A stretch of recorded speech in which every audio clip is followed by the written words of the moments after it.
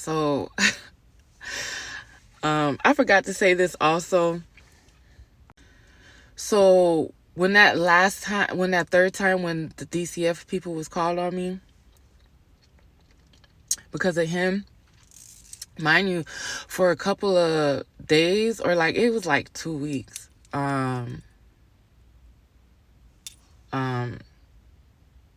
I kept getting these little cards on my door, but I don't know if they do it everywhere, but there's always this church that always put like flyers on your door saying if you need help. They was giving out giveaways, and around that time too, they was giving away like turkeys or Christmas presents. They'll pay your bill. They have gift cards.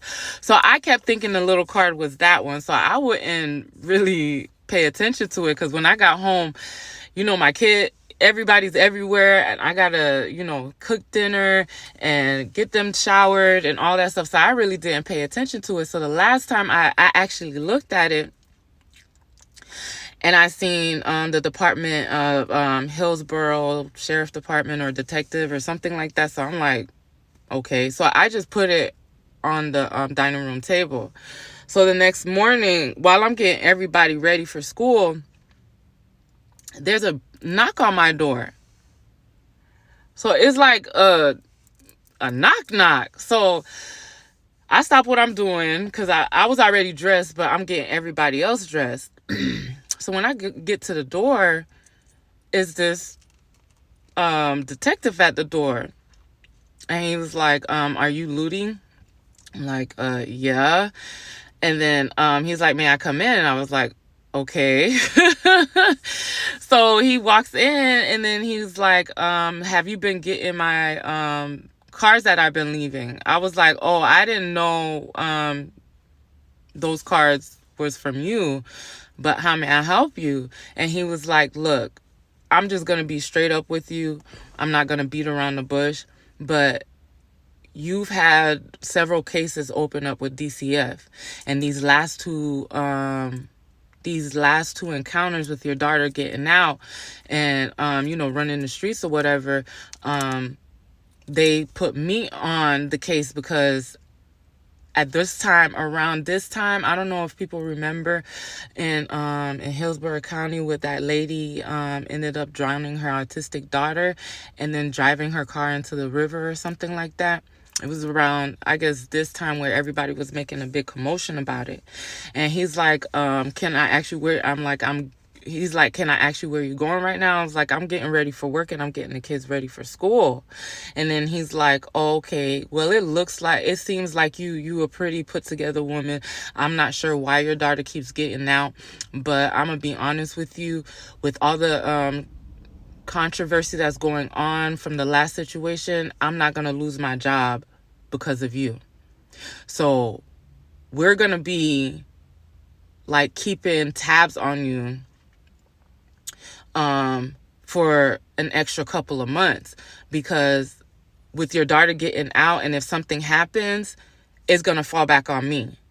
So I'm like, so he's like, if she gets out one more time, you're going to jail. So he's like, he's going to assign like a caseworker to me to make sure that caseworker keeps tabs on me. I was like, what? So you can imagine like what I'm going through. Like,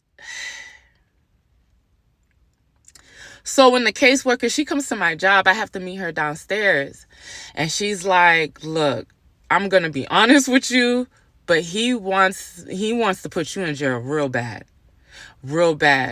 And because I was working at the business office for the hospital. So she was like, it looks like you're doing pretty well for yourself. She's like, what keeps going on? I was like, really? The last time her dad was watching her, it wasn't me. I was at work. So when that whole incident happened, he was the one watching her. So I wasn't aware of all that until I had got home. And then the next day, DCF came to my door.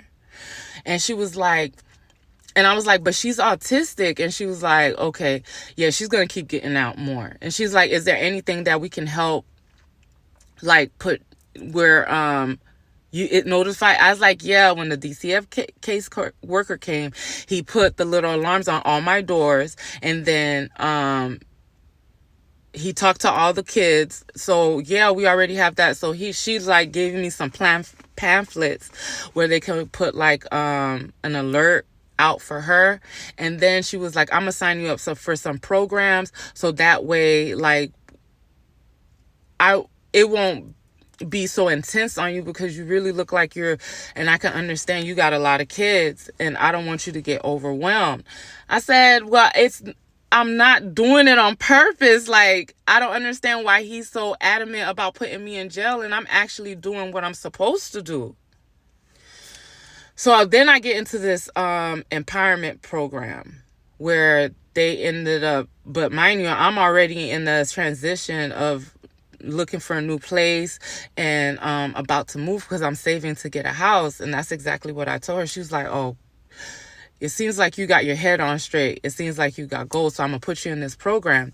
Now, this program, they signed me a caseworker, and I had to set goals again. It was like Catholic Charities, but it was more like now they're really watching me. They're really documenting everything that I'm doing.